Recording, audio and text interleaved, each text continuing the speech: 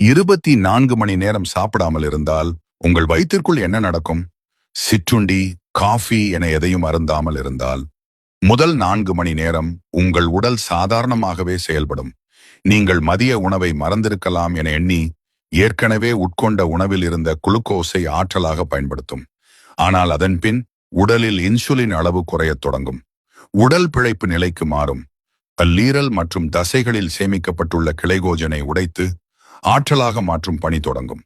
சற்று நேரத்திற்கு பின் மூளை உணவை எதிர்பார்க்கத் தொடங்கும். இதனால் கார்டிசோல் சுரப்பு அதிகரிக்கும். இது உங்களை அதிக விழிப்புணர்வுடன் வைத்திருக்கும். இது அறிவின் வெளிப்பாடு அல்ல, மாறாக உடலின் ஒருவித குழப்ப நிலையாகும்.